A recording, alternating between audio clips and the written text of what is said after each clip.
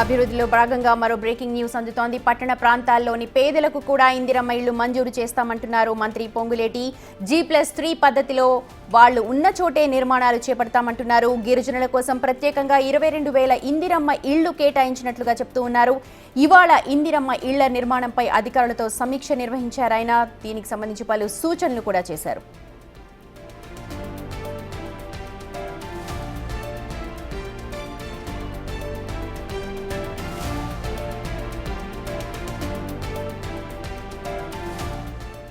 అయితే దూర ప్రాంతాల్లో ఇళ్లు నిర్మించి ఇవ్వడం వల్ల పేదల జీవనోపాధికి ఇబ్బంది కలుగుతోందని ప్రభుత్వం ఆలోచించింది. అంతేకాకుండా వాళ్ళు నివసించే ప్రాంతం నుంచి మరో చోటికి వెళ్లేందుకు కూడా వాళ్ళు ఒప్పుకోవడం లేదు. ఆ కారణంగా పేదలు నివసించే ప్రాంతంలోనే G+3 పద్ధతిలో ఇళ్లు నిర్మించి ఇస్తామంటూ ఉన్నారు పొంగులేటి.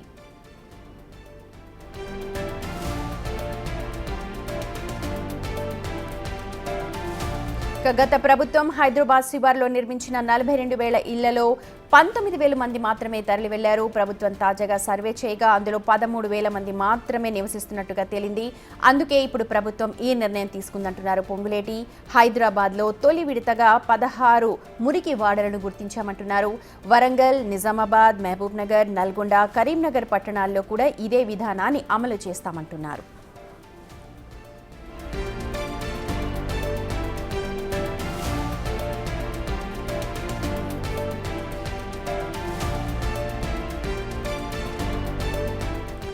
సాధారణంగా ఇందిరమ్మ ఇళ్లను కాస్త సిటీకి అవతల అవుట్స్కర్ట్స్ లో నిర్మిస్తూ ఉంటారు. ఈ నేపథ్యంలో పేదల జీవనోపాధికి తిరిగి రావడం వెళ్లడం అనేది కాస్త కష్టంగా మారుతోంది అన్న కారణాలను ప్రభుత్వం దృష్టికి తీసుకొచ్చారు. ఈ నేపథ్యంలోనే పొంగులేటి కొన్ని కీలక నిర్ణయాలు తీసుకున్నారు. సమీక్షా సమావేశాలు నిర్వహించిన తర్వాత పట్టణ ప్రాంతాల్లో వాళ్ళు ఉంటున్న స్థలంలోనే పేదలకు G+3 పద్ధతిలో ఇందిరమ్మ ఇళ్లను కేటాయిస్తామంటూ పొంగులేటి చెప్తూ ఉన్నారు.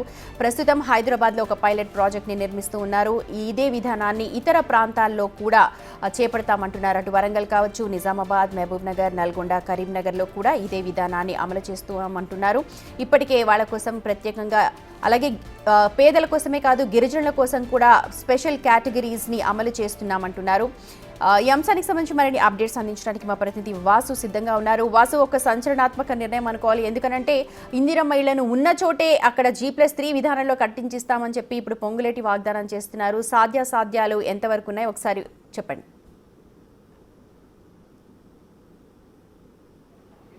మొత్తం కూడా పొంగులేటి శ్రీనివాసరెడ్డి ఇందిరమ్మ ఇండ్లకు సంబంధించి ఈరోజు సచివాలయంలో సమీక్ష నిర్వహించారు. ఈ సమీక్షకు సంబంధించి కూడా ఇకపై గ్రామాల్లోనే కాదు హైదరాబాద్ నగరంలో కూడా ఇందిరమ్మ ఇండ్లు నిర్మించేందుకు ప్రభుత్వం సిద్ధమవుతున్నట్టుగా ఆయన పేర్కొనడం జరిగింది. అయితే ప్రధానంగా ఈ యొక్క అంశానికి సంబంధించి చూసినట్టయితే ఇప్పటివరకు కూడా గతంలో బీఆర్ఎస్ ప్రభుత్వం నిర్మించినటువంటి ఇండ్లకు సంబంధించి కూడా అక్కడ దాదాపు 19,000 ఇండ్లు నిర్మించినట్టయితే అక్కడికి ఎవరు కూడా 45,000 ఇండ్లు నిర్మిస్తే 19,000 మంది ఆ ఇళ్లలోకి వెళ్ళారు. కానీ క్షేత్రస్థాయిలోకి వెళ్ళి పరిశీలిస్తే కేవలం 13,000 మంది మాత్రమే గతంలో బీఆర్ఎస్ నిర్మించినటువంటి ఇళ్లలో వెళ్ళారు అన్నారు. ఎందుకంటే అది నగర శివారు ప్రాంతాలకు దూరంగా ఉన్నటువంటి నేపథ్యంలో కూడా ఎవరు కూడా అక్కడికి వెళ్ళడం లేదనేది మాత్రం స్పష్టమవుతోంది. కాబట్టి ఈ నేపథ్యంలో ఇందిరమ్మ ఇండ్లకు సంబంధించి ఇప్పుడు ఎక్కడైతే హైదరాబాద్ లాంటి నగరాల్లో సంబంధించి కూడా మురికి వాడల్లో నివాసం ఉంటున్నారో, వాళ్ళు ఎక్కడైతే నివాసం ఉన్నారో ఆ ప్రాంతంలో ప్రభుత్వ భూములు ఉన్నా, అసైన్డ్ ల్యాండ్లు ఉన్నా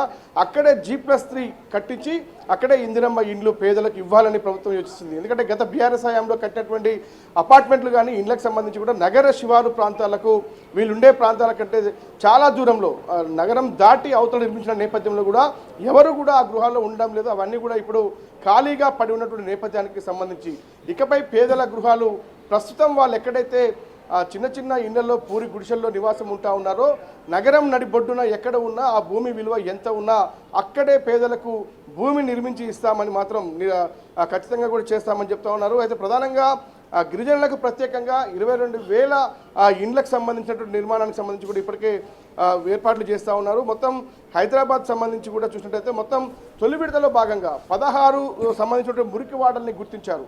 అంటే ఎక్కడైతే పేదలు నివాసం ఉంటున్నారో ప్రభుత్వ భూముల్లో చిన్న చిన్న పాకలు గుడిసెలు వేసుకొని కూడా ఎక్కడైతే నివాసం ఉంటారో అలాంటి మురికి వాడలకు సంబంధించి 16 గుర్తించారు. ఆ 16 మురికి వాడల్లో కూడా భారీ అపార్ట్మెంట్స్ నిర్మించి కూడా పేదలకు ఇచ్చేందుకు ప్రభుత్వం సిద్ధమవుతా ఉంది.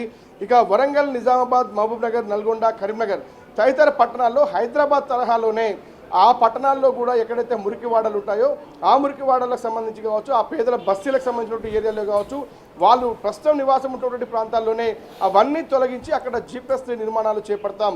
కేవలం హైదరాబాదే కాదు, నల్గొండ, వరంగల్, నిజామాబాద్, నల్గొండ, కరీంనగర్ లాంటి ప్రధాన నగరాలు, తెలంగాణలో ఉన్నటువంటి ప్రధాన నగరాలకు సంబంధించి నగరాల్లో ఉన్నటువంటి పేదల బస్తీల్లో కూడా G+3 ఇందిరమ్మ ఇండ్లు నిర్మించేందుకు ప్రభుత్వం సిద్ధమవుతున్న పరిస్థితి. ఇక మరో అంశానికి సంబంధించి రాష్ట్రంలో 16 ఎస్టీ నియోజకవర్గాలకు సంబంధించి ఇప్పటికే 8,750 ఇండ్లు ఇందిరమ్మ ఇళ్లకు సంబంధించి మంజూరు చేశారు. ఇక గిరిజనులకు ఇప్పటి వరకు కూడా 22,016 ఇండ్లు కూడా మంజూరు కావడం జరిగింది. ఈ ఇండ్లకు తక్షణమే లబ్ధిదారులను గుర్తించి ఆ ప్రక్రియను పూర్తి చేయాలని కూడా అధికారులకు మంత్రి ఆదేశాలు జారీ చేశారు.